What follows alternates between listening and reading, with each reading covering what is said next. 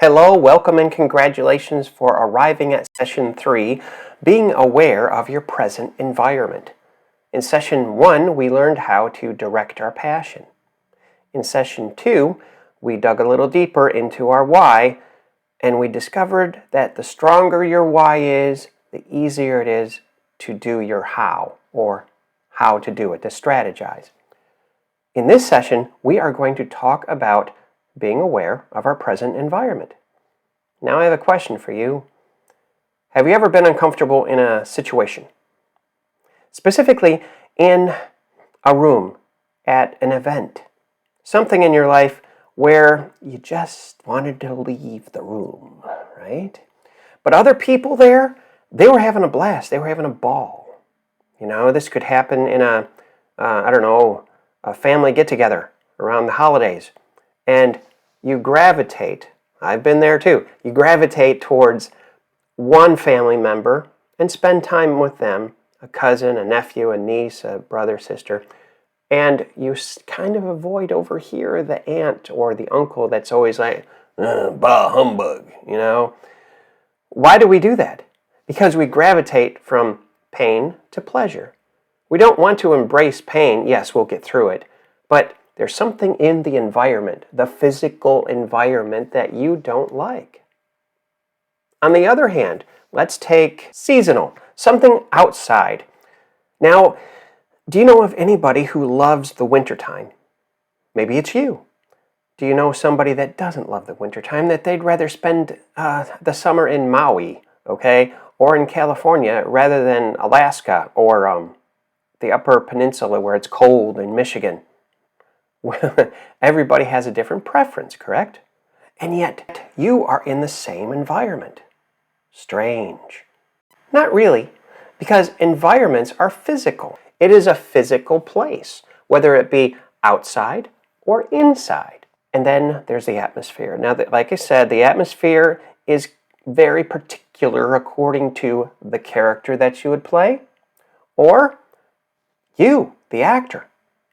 Because once again, acting is all about self-discovery. You have you, and you have the character, and you come together, and then you are parallel, like I said earlier in the sessions, you are parallel to the character. How am I like this character? How am I not like this character?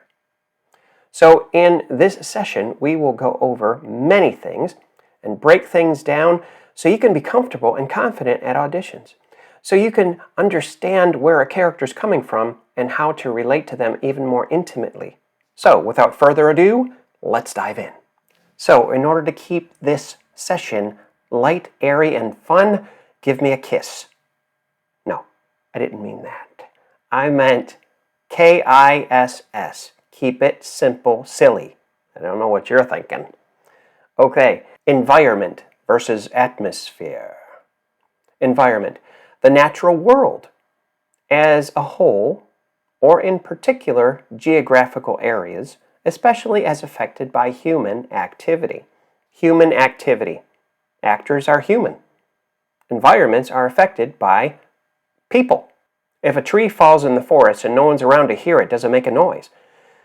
That's a conundrum. I don't know, but let's move on.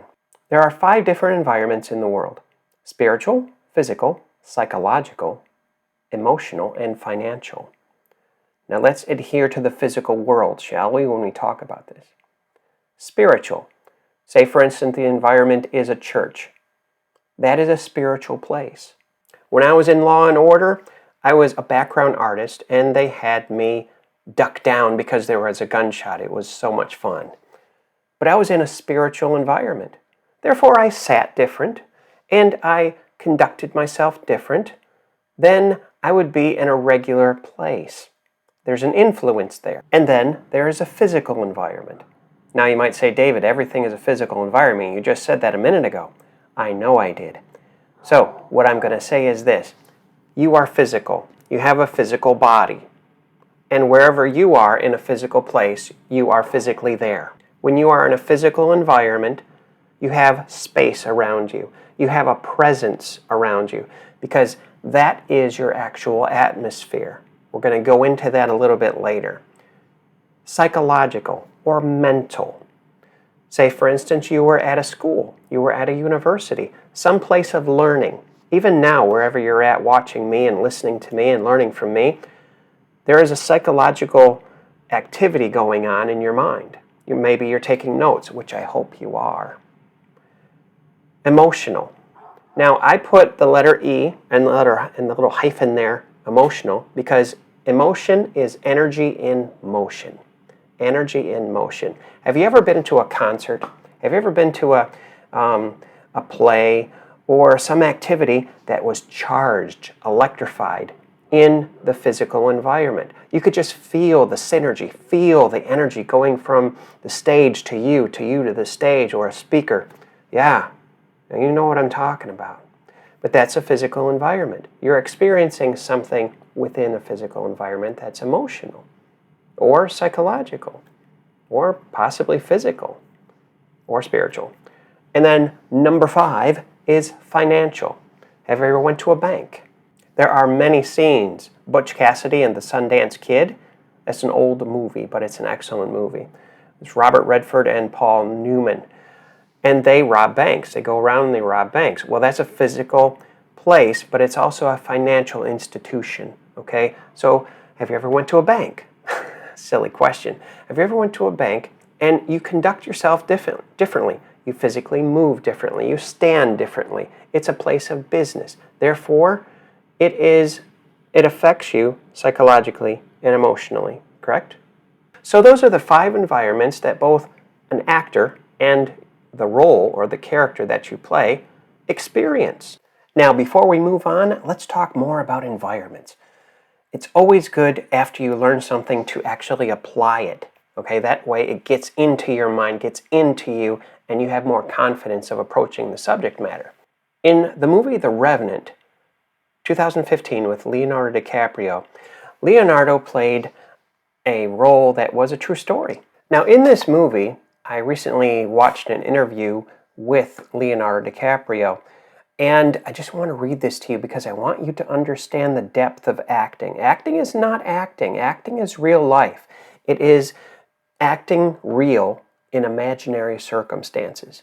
Now, in this case, it put him to the test. So I'm going to read this to you, and I want you to listen to this, and I behoove you to watch this movie as well. But listen to this.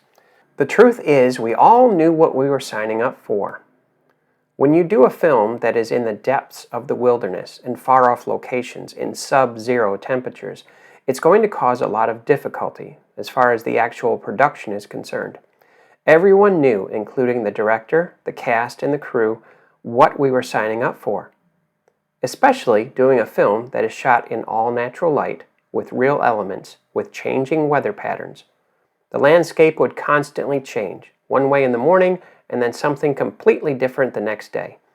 It posed all kinds of logistical challenges, but we did rehearse for months beforehand, and some of these sequences, such as the bear fight, which to me is just a magical cinematic achievement, and the horse sequence where I actually slept inside the horse, we all planned it, and ironically, this is one thing that I learned, things that seem the easiest to do on this page, in other words, he was talking about the script, things that are easiest to do on the page turned out to be some of the most difficult sequences I've ever done in my entire life. But all of us can say, I walked away, and I challenge anyone in this movie to say that this was or wasn't the hardest thing they've ever done. Whenever you stretch yourself as an actor in a role, that's where you are tested. And he tested himself. I gather to say, I don't know him personally, but I would bet that he experienced all 5 physical environments. Spiritual, I'm sure he prayed once in a while, especially when he was going downriver. You have to see the movie. Number 2, physical, obviously, sub-zero temperatures and everything else that I read to you. It was real. Okay, he physically felt it on his body, in his body. Number 3, mentally, absolutely. Mental stress, trying to stay warm, trying to stay well fed. Of course they had food there. Of course they had trailers where they slept in, but mostly for 4 months they were outside. They were outside living like the people back in the 1700s. And then there's emotional. Of course, there are probably times where they wept and because they were so physically exhausted and mentally strained to produce that truth in the movie. Not just Leonardo, but the entire cast, crew, and the lighting technicians and everybody else that's involved. And then financially, absolutely. They weren't living in the lap of luxury. They weren't living in a hotel or staying in a hotel and doing a scene out by the pool, for instance, for example. They were out there physically challenged, mentally challenged, spiritually challenged. So when you're an actor, there are going to be challenges based upon the character's environment. Now I'd like to introduce you to another movie, another environment. Theodora Goes Wild, 1936, with Irene Dunne and Melvyn Douglas. Number one, this movie is hilarious. It has quality written all over it. Yes, it's black and white, okay? Get over that, please, because you are missing out if you do not. It is quality, it is fun, it is interesting, and there's no CGI or special effects. It's real acting. Now, their environment is not in the bitter cold of the wilderness. In one scene that I really paid attention to closely, and I would like you to listen very closely too for your benefit, it could have been on stage.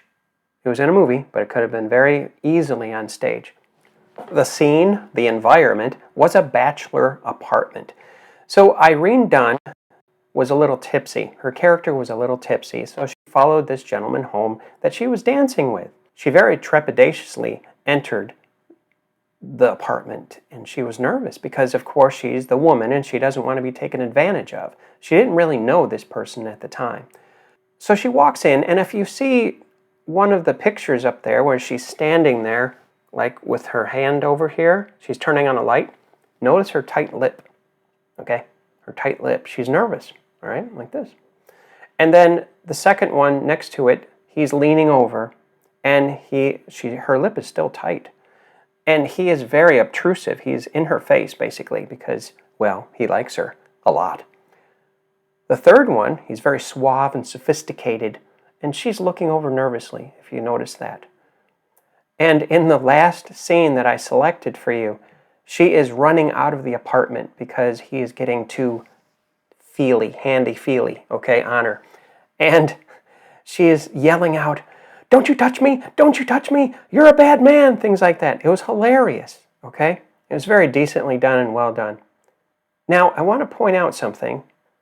It's an environment, isn't it? It's a bachelor pad. It's a very fancy apartment. That is their environment. So when they went on the scene, they brought with them the script, which they memorized, the idea of what each character was going through emotionally. They expressed it physically. That is atmosphere. They took an ordinary set, which happens to be an apartment, and they brought with them the character, and they breathed life into the character and the actors created the atmosphere. The atmosphere was nervous. It was lustful. Let's face it, okay? They were nervous, or she was nervous, and he was like all handy-feely, okay? He was lustful. And she was very nervous even though she was tipsy. Quite drunk, actually.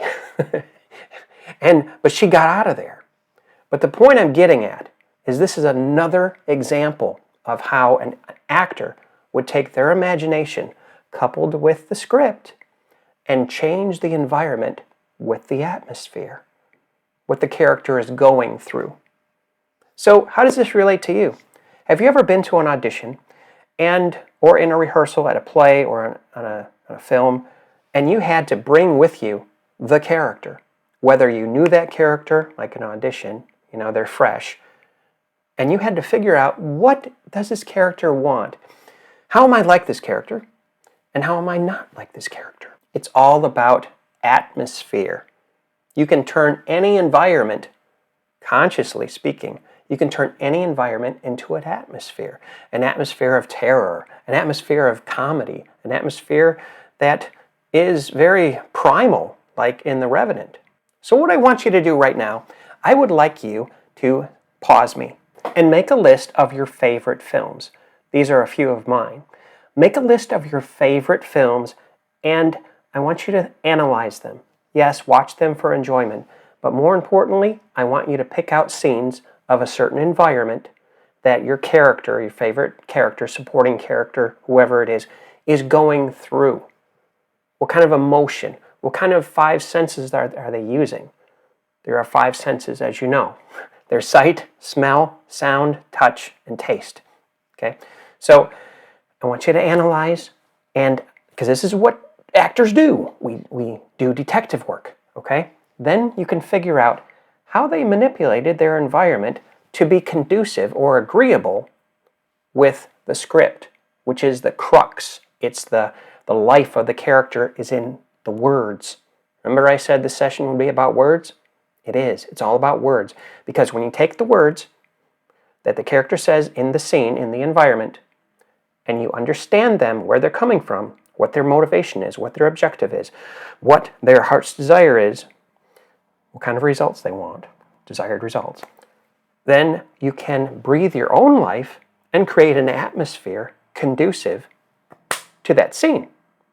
So, again, pause me. I want you to write these down, and I want you to pick out one or two this week that you want to watch, and take your notebook with you and take notes on this particular scene and figure out, what are they feeling? The who, what, when, where, and why. Do you remember those? What? The 5 W's? Exactly. And then apply them to the scene. This is what actors do. Actors act for the character. You're there to serve the character and to bring out the truth of the character in the environment, finding their passion, mingling with yours to produce a truth, to produce a convincing scene. So do this right now. Pause me, make a list, and come on back. Are you understanding more and realizing more the difference between an environment and an atmosphere? Absolutely. We go through it as actors, you and me, as people, when we're not acting, we go through this all the time. The only difference between us and the character is the character has a script. Life doesn't have a script, does it? No, it doesn't. So we react more than respond. Hopefully we respond too. But right now, I want you to back up with me, back up the camera in your mind, with your eyes, back up, and see the whole scene once again with me.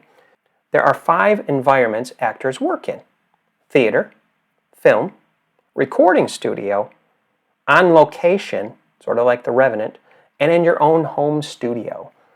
Do you have a home studio? Many of my students are voiceover actors, and therefore they have to build their own studio. Usually it's in a closet, and it doesn't cost a lot of money. Okay, we'll talk about that later in another session about voiceovers.